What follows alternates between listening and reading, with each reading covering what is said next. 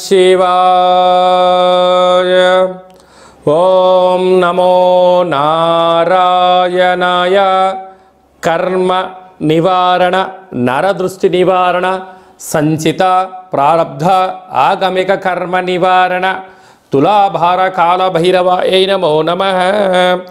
ఓం దిగంబరాయ విద్మహే గజవాహనాయ ధీమహి తన్నో కపాలకాల భైరవ ప్రచోదయాత్.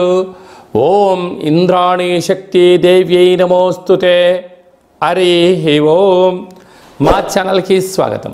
చూస్తున్న వీక్షకులకు, ప్రేక్షకులకు, ప్రియ కాళ భైరవ భగవద్బంధులకి స్వాగతం పలుకుతూ, మమ్మల్ని ఎంతగానో ఆదరిస్తూ ఉండబడినటువంటి ప్రియ సోదర సోదరీమణులకు అందరిపైనను, సనాతన ధర్మ సంరక్షకులకు, జ్యోతిష్య అభిమానులకు అందరికీ కూడా స్వాగతం పలుకుతూ, ఆదివారం అమావాస్య పుష్యమి నక్షత్ర సందర్భంగా అందరికీ నిండు నూరేళ్ల ఆయురారోగ్యాలను ప్రసాదించాలని శ్రీ కాళీ సమేత కాళభైరవ స్వామిని వేడుకుందాం.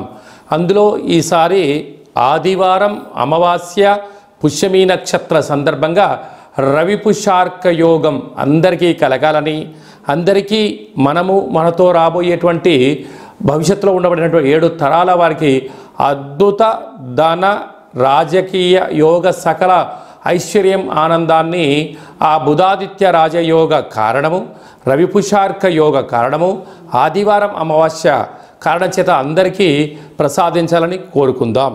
1/8/2024 నుండి 15/8/2024 వరకు పుట్టినటువంటి వారందరికీ కూడా ముందస్తుగా జన్మదిన శుభాకాంక్షలు.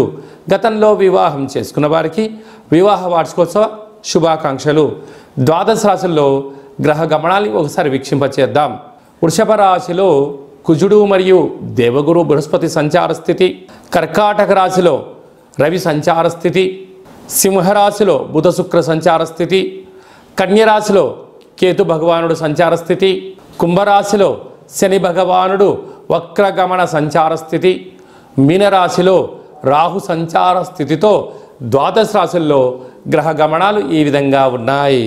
వృశ్చిక రాశి వారికి ఆదివారం అమావాస్య అనురాధ నక్షత్ర సందర్భంగా విశేషమైన రవి పుష్యార్క యోగము, కాళామావాస్య అమావాస్య, కాళాష్టమి ఆశీస్సులు ఎలా పొందాలో, ఒకవైపు అర్ధాష్టమ శని భగవానుడు కుంభరాశిలో వక్రగమన సంచార స్థితి, సప్తమంలో కుజుడు సంచారం చేయనప్పుడు కుజదోష ప్రభావ సంచార స్థితిని ఎలా తొలగించుకోవాలి, ఎలా ఆనంద సిద్ధిని పొందాలో ఈ వీడియోలో సవివరంగా సంపూర్ణంగా తెలుసుకుందాం.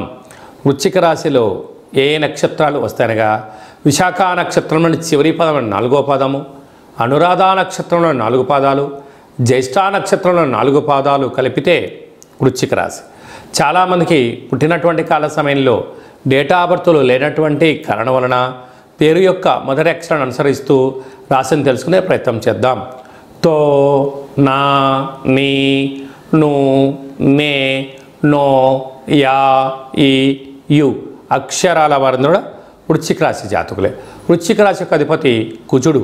ఈ కుజుడు సప్తమంలో వృషభ రాశిలో సంచారం చేయడము కుజదోషంగా భావించడము, పరిస్థితుల ప్రభావంతో కొద్దిపాటి వెనక్కి ముందుగా అయ్యే పరిస్థితి ఉంటుందని చెప్పి గమనించగలగాలి. అలాగనే ఈ ఆదివారం అమావాస్య అనగానే సాధనకు మంచి కాలం. అలా పుష్యమీ నక్షత్రంతో కూడుకున్నటువంటి ఆదివారం అవ్వడం వలన తెల్ల జిల్లేడు వృక్షం దగ్గర ప్రదక్షిణ, తెల్ల జిల్లేడు వృక్షం దగ్గర దీపము, ప్రతిరోజు సూర్య నమస్కారము, సూర్య భగవానికి అర్ఘ్యం వదిలిపెట్టడము, కాకులకు కుక్కలకు ఆహారాన్ని పెట్టడము యోగదాయకం అని చెప్పి గమనించాలి. ఆ యొక్క తెల్ల జిల్లేడు వేర్ని ఆ రోజు తీసుకొని వచ్చి బాగా కడిగి సింధూరాన్ని పూసి వినాయకుడి రూపం కనపడేటువంటి విధంగా పూజామందులో పెట్టుకొని తంత్ర తాంత్రిక కాళభైరవ వరసిద్ధి గణపతి స్వామి యొక్క పూజా కార్యక్రమం ఆచరింపజేసుకొని ఇంట్లో పెట్టుకున్నట్లయితే అద్భుతమైన ఆరోగ్య సిద్ధి, ఆనంద సిద్ధి, ధన కనక వాహన అదృష్ట సిద్ధి, అమృత సిద్ధి అనేక రకాల 16 రకాల శక్తుల యొక్క ఆశీస్సుల వలన ఆనందానికి, ఐశ్వర్యానికి వృశ్చిక రాశి వారి సొంతం అని చెప్పి గమనించాలి. అలాగనే వీరికి పంచమంలో రాహు సంచార స్థితి ఉండడం వలన నూతనంగా వివాహమైనకి సంతాన యోగం, తల్లిదండ్రుల నుంచి ఆస్తులు, పిల్లలకు మంచి అభివృద్ధి కలుగుతుందని చెప్పి గమనించాలి. సప్తమంలో కుజుడు గురు దోషం ఉండడం వలన రుణ రోగ శత్రు సమస్యలు పొంచి ఉన్నాయి. మీ యొక్క జన్మ నక్షత్రం రోజున అష్టమి అమావాస్య తిథుల యందున దూర వాయు జల ప్రయాణాలు పెట్టుకోవద్దు. యంత్రాలతో ఆయుధాలతో దయచేసి సెలగాటం ఆడవద్దు. కనుక మీ జన్మ నక్షత్రానికితో కూడుకున్నటువంటి రోజైనటువంటి రోజున కానీ వీలైనంత వరకు బంధువులతో కానీ మిత్రులతో కానీ సన్నిహితులతో కానీ అపహాస్యము పనికిరాదు అని చెప్పి గమనించాలి.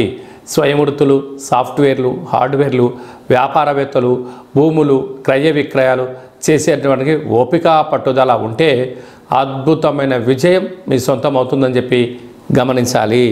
ముఖ్యమైనటువంటి పండగల గురించి క్లుప్తంగా సవివరంగా సంపూర్ణంగా తెలుసుకుందాం. 4వ తారీఖు 8వ నెల 2024 సంవత్సరంలో ఆషాఢమాస బహుళపక్ష ఆదివారము అమావాస్య పుష్యమీ నక్షత్ర సందర్భంగా చాలా మహోన్నతమైన పర్వకాలం అని చెప్పి గమనించాలి. ఆదివారం అమావాస్య వస్తేనే అందరికీ పెద్ద పండగ. అందులో పుష్యమీ నక్షత్రంతో కూడుకున్నటువంటి అమావాస్య కావడం వలన మనకు బహిర్ ప్రాంతాలలో వ్యవసాయ క్షేత్రాల్లో తెల్ల జిల్లేడు వృక్ష ఉండడం జరుగుతూ ఉంటుంది. ఏపుగా పెరిగినటువంటి వృక్ష దేవత కింద శ్వేతార్క వరసిద్ధి మహాగణపతి స్వామివారు వృక్ష రూపంలో ఉండడం జరుగుతుంటుంది. ఆ గణపతి స్వామివారిని తెచ్చుకొని గృహంలో ఉంచుకున్నట్లయితే మనకు భావి తరాలకు 7 తరాల వారికి అద్భుతమైన ఆనంద యోగం, అమృత యోగం, ధనయోగం, రాజకీయ యోగం కలుగుతుందని చెప్పి గమనించాలి. కనుక మనం అమావాస్య రోజు ఉదయాన్నే నిద్రలేచి ఇంటినల్లా శుద్ధి పెట్టుకొని మంగళ స్నానాలు చేసుకొని ఇంటికి మామిడాకులు కొబ్బరాకులను ఏర్పాటు చేసుకొని సూర్య నమస్కారం చేసి సూర్య భగవానికి అర్ఘ్యం వదిలిపెట్టడము, ఒక తెల్ల జిల్లేడు ఆకులలో చక్కెర పొంగలి పాయసాన్ని భగవంతుడికి నైవేద్యంగా ఏర్పాటు చేయడము, సూర్య నమస్కారాలు, సూర్య ఆసనాలు, సూర్యోపాసన, ఓం హ్రాం హ్రీం రౌం సహ సూర్యాయ నమః అనేటువంటి మంత్రాన్ని ఒక 108 సార్లు తప్పకుండా పారాయణం చేసినట్లయితే అద్భుత యోగం కలుగుతుందని చెప్పి గమనించగలగాలి. అలాగనే మధ్యాహ్నం పూట గతించినటువంటి పెద్దవారి పేరు పైన నువ్వులు, దర్భలు, నీళ్ళను వదిలిపెట్టడం, పక్షిరాజ వారైనటువంటి కాకిరాజు వారికి ఆహారాన్ని ఏర్పాటు చేయడం, గతించిన వారి పేరు పైన సునకపు మహారాజులకు ఆహారం ఏర్పాటు చేయడం, దేవాలయంలో బ్రాహ్మణుడికి స్వయంపాక దానాన్ని ఏర్పాటు చేయడం వలన గతించినటువంటి వారి యొక్క పితృదేవతల యొక్క ఆశీస్సులు ఉంటాయని చెప్పి గమనించాలి. సాయం సంధ్య కాగానే సాయంత్రం 4:30 నుండి 6 గంటల వరకు రాహుకాల సమయం ఉంటుంది కనుక ఇంట్లో ఒక అష్టదళ పద్మాన్ని వేసుకొని నిమ్మకాయలతో దీపాన్ని వెలిగించడము, విష్ణు సహస్రనామ పారాయణం కానీ లలిత సహస్రనామ పారాయణం చేయడం వలన ఇంటిలో రాహుకాలంలో చేసే పూజ ఫలిత ప్రభావం వలన నరదృష్టి శత్రు ప్రభావాలు తొలగిపోతాయి. చీకటి పడ్డాక లేకుంటే ఉదయం కానీ ఇంటికి ఒక ఎర్రటి గుమ్మడికాయను దిష్టి తీసి పలగొట్టడం, దారం కలిగిన నిమ్మకాయని కట్ చేసి గడపకు ఇటువైపు అటువైపు పెట్టడం, కార్లను, ఫ్యాక్టరీలను, కర్మాగారాలను శుద్ధి పెట్టుకొని సాంబ్రాణితో ధూపం వేయడం వలన ప్రశాంతత కలుగుతుందని జరుగుతుంది. మిగతా రోజుల్లో 1000 జపం చేస్తే ఎంతటి ఫలితం వస్తుందో ఆ రోజు ఒక్క నామాన్ని స్మరించిన కాళభైరవ అన్న, కాళికామాత అన్న, వెంకటేశ్వర అన్న, ఓం నమశివాయ అన్న అద్భుతమైన ఫలితం కలుగుతుంది అని చెప్పి గమనించాలి. ఆ రోజు చేసే పూజ, ఆ రోజు చేసే దీక్ష, ఆ రోజు ఉండబడిన మౌనము మనకెంతో ఐశ్వర్యాన్ని, ఆనందాన్ని మనకు కలిగిస్తుందని చెప్పి గమనించగలగాలి. అదే కాకుండా ఆ యొక్క అమావాస్యను కాళ అమావాస్య అంటారు. అంటే కాళిదాసు లాంటి వాళ్ళు, బట్టి విక్రమార్కుడు లాంటి వాళ్ళు, శివాజీ చక్రవర్తులు లాంటి వారందరూ కూడా ఇలాంటి రోజులలోనే సాధన చేసి కాళ స్వరూపమైనటువంటి కాళికామాతను, కాళభైరవ స్వామిని ప్రసన్నం చేసుకున్నారని చెప్పి గమనించాలి. అలాగనే మనకు 12వ తారీఖున 13వ తారీఖున శ్రావణమాస శుద్ధాష్టమి సందర్భంగా, కాళ అష్టమి సందర్భంగా కాళభైరవ స్వామి స్మరణ, ధ్యానము యోగదాయకం అని చెప్పి గమనించాలి. మన యొక్క దేవాలయంలో 4 శనివారాలు, 4 మంగళవారాలు, శుద్ధాష్టమి, పూర్ణిమ, బహుళాష్టమి, అమావాస్య సందర్భంగా నిత్యము కాళభైరవ హోమం జరుగుతూ ఉంటుంది.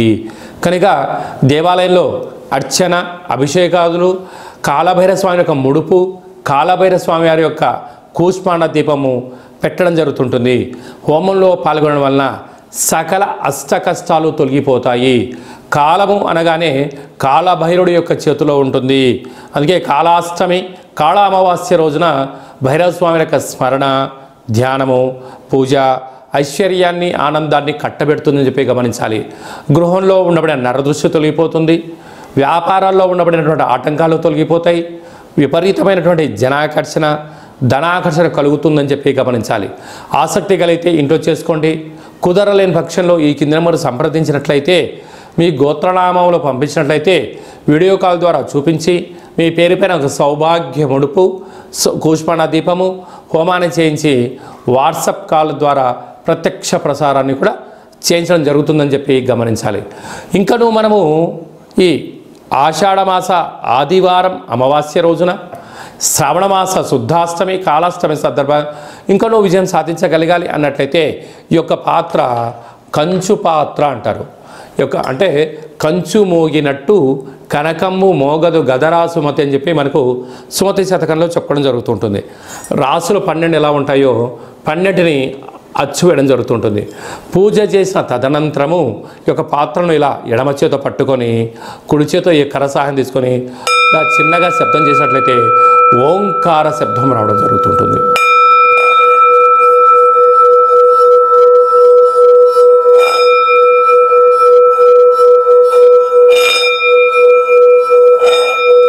ఈ ఒక ఓంకార శబ్దం ధ్వని వలన మానవుని యొక్క శరీరంలో చక్రాలు వికసింపచేయడం, ఇంట్లో ఉండబడినటువంటి దరిద్ర దేవత బయటికి వెళ్ళడం, గ్రామంలో సంచరించేటువంటి మహాలక్ష్మి దేవత గళ్ళు గళ్ళు అంటూ మన ఇంటికి రావడం, మన ఇంట్లో అమ్మవారు కూర్చోవడం వలన సకల ఐశ్వర్యానికి, సకల ఆనందానికి అపార కుబేర సంపన్నులు అవుతారని చెప్పి గమనించాలి. ఈ యొక్క కాళభైరవ స్వామి అక్షయ పాత్ర మరియు మీకు ఒక కాళభైరవ స్వామి ఒక పిరమిడు, డాలరు, కంకణము, కాళభైరవ హోమం చేయించడం జరుగుతుంది. మీకు వాట్సాప్ కాల్ ద్వారా ప్రత్యక్ష ప్రసారాన్ని కూడా చూపించడం జరుగుతుంది. ఆసక్తి గలవారు ఈ కింది నెంబర్ సంప్రదించి ఆ అక్షయ పాత్రను ఇంట్లో ఉంచుకోవడం వలన అద్భుతమైన ఆనందం, ఆరోగ్యం మీ సొంతమవుతుందని చెప్పి గమనించాలి. అలాగనే మీ వ్యక్తిగత జాతకం తెలుసుకోవాలనుకుంటున్నారా? మీ పుట్టినటువంటి కాల సమయంలో మీకు తల్లిదండ్రులు పెట్టినటువంటి పేరు, డేటు, నెల, సంవత్సరం, సమయం రాసి పంపించినట్లయితే 100 సంవత్సరాల జాతకాన్ని రాసి సవివరంగా పంపించడం జరుగుతుంది. మీరు పుట్టినప్పుడు గ్రహ గమనాలు ఎలా ఉన్నాయి, ప్రస్తుతం ఎలా ఉంటున్నాయి, రాబోయే కాలంలో ఎలా ఉండబోతున్నాయో సవివరంగా సంపూర్ణంగా తెలియజేయడం జరుగుతుంటుంది.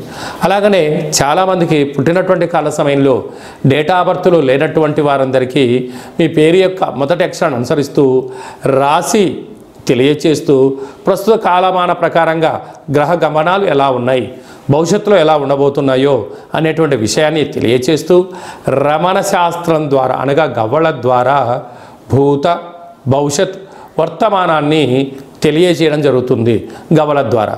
కనుక డేటా బర్త్లు లేనటువంటి వారికి గవ్వల ద్వారా జ్యోతిష్యాన్ని చెప్పడం జరుగుతుంది. కనుక మన వ్యక్తిగత జాతకాన్ని తెలుసుకుందాం, గ్రహాలలో ఉండబడిన దోషాలను తెలుసుకుందాం, తినేటువంటి ఆహారాల్లో, వేసుకునే వస్త్రాల్లో, చేసే పనుల్లో స్వల్పమైన మార్పులు చేసుకుందాం. అద్భుతమైన, ఆనందకరమైన, ఆరోగ్యకరమైన, కుబేర సంపన్నమైన జీవితానికి స్వాగతం పలుకుతాం. కనుక ఆసక్తి గలవారు ఈ కింద మనం సంప్రదించి అపాయింట్మెంట్ తీసుకొని సంప్రదించగలరు. అలాగనే మీ అబ్బాయికి కానీ అమ్మాయికి కానీ ఎంత ప్రయత్నం చేసినా వివాహం అవ్వడం లేదా? ఎందుకు వివాహం అవ్వడం లేదు? జాతకంలో ఎలాంటి దోషాలు ఉన్నాయి, వివాహం ఎప్పుడవుతుంది, ఎలాంటి అబ్బాయితో అమ్మాయితో కలపడం వలన వీరి యొక్క గణగుణాలు బాగుంటాయో తెలుసుకోవడం జరుగుతుంటుంది. కనుక జాతకాన్ని తెలుసుకుందాం, మంచి వివాహ సంబంధం తెచ్చుకుందాం, భావితరాల్లో మంచి ఆనందకరం జీవితం పొందుదాం. కనుక వచ్చేటువంటి జాతకాన్ని వధువరుల యొక్క పాదాలు, గుణాలు, సంతాన యోగము, అలాగే విదేశీయాన యోగము, ఎలాంటి యోగాలు ఉన్నాయో కూడా తెలుసుకుందాం. అలాగే మీ అబ్బాయికి కానీ అమ్మాయికి కానీ చిన్నపిల్లలు పుట్టినట్లయితే ఏ మాసంలో పుట్టితే ఎలాంటి పేర్లు పెట్టుకోవాలి, నక్షత్రంలో ఉన్న విశిష్టత ఎంతో కూడా తెలియజేయడం జరుగుతుంటుంది. ఈ యొక్క మాసంలో పుట్టినట్టు రోజు వారందరికీ కూడా, అలాగే వివాహ వార్షికోత్సవం చేసుకుంటున్న వారందరికీ కూడా మన యొక్క దేవాలయంలో ప్రత్యేకంగా కాళభైరవ హోమం చేయించడం జరుగుతుంటుంది. అలాగనే ప్రసాదం కూడా పంపించడం జరుగుతుంది. మనమందరము కూడా కలియుగ కాలంలో కాళభైరవ స్వామికి స్మరణ చేద్దాం, కష్టాలకు స్వస్తి పలుకుదాం, ఐశ్వర్యానికి స్వాగతం పలుకుతాం. అందరికీ ఆదివారం అమావాస్య పుష్యమీ నక్షత్ర సందర్భంగా ఆశీస్సులు కోరుకుంటూ ఆశీర్వచనం. ఓం కాళకాలాయ విద్మహే కాళాతీతాయ ధీమహి తన్నో కాళభైరవ ప్రచోదయాత్. శతమానం భవతి శతాయు పురుష సతేంద్రియ ఆయుష్యేవేంద్రియే ప్రతిష్టతి. ధనం ధాన్యం బహుపుత్రలాభం శత సంవత్సరం దీర్ఘమాయు. సర్వే జనా సుఖినో భవంతు. లోకా సమస్తా సుఖినో భవంతు. సర్వం కాళభైరవ దేవతార్పణమస్తు. ఈ వీడియో మీకు నచ్చినట్టయితే లైక్ చేయండి, షేర్ చేయండి, మా ఛానల్ని సబ్స్క్రైబ్ చేసుకోండి. అందరికన్నా ముందుగా మీ యొక్క వ్యక్తిగత జాతకం తెలుసుకోవాలనుకుంటున్నారా? అందరికన్నా అదృష్టాన్ని ఐశ్వర్యాన్ని తెచ్చేటువంటి విషయాలు తెలుసుకోవాలనుకుంటున్నారా అన్నట్లయితే గంట సింబల్ ప్రెస్ చేయండి. ఆల్ అనే బటన్ తెలియచేసి మీరు ఎవరి క్షేమాన్ని కోరుకుంటున్నారో, మీ క్షేమాన్ని ఎవరైతే కోరుకుంటున్నారో ఈ ఆధ్యాత్మికమైన సమాచారాన్ని చేరవేసి భగవంతుడి యొక్క ఆశీస్సులు పొందగలరు.